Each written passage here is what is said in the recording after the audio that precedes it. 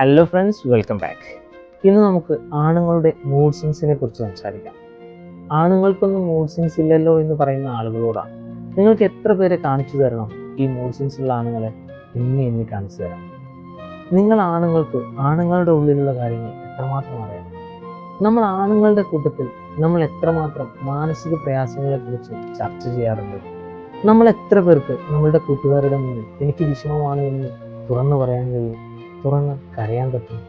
നമ്മൾ ആണുങ്ങൾ കരഞ്ഞ നമ്മുടെ കൂട്ടത്തിൽ നിന്ന് പലരും ചോദിക്കും, നീ എന്താടാ ഇങ്ങനെ പെണ്ണുങ്ങളെ പോലെ കരയുന്നത്? നീ എന്താ ഇത്ര വീക്കാണോ?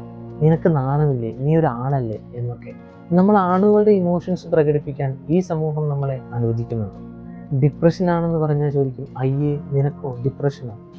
മൂഡ് സ്വിങ്സ് ആണെന്ന് പറഞ്ഞാൽ അയ്യേ നീ എന്താടാ പെണ്ണാണോ? നിനക്ക് എന്താടാ പീരിയഡ്സ് ആണോ എന്നൊക്കെ ചോദിക്കുന്ന നാടാണ് നമ്മുടെ നാട്.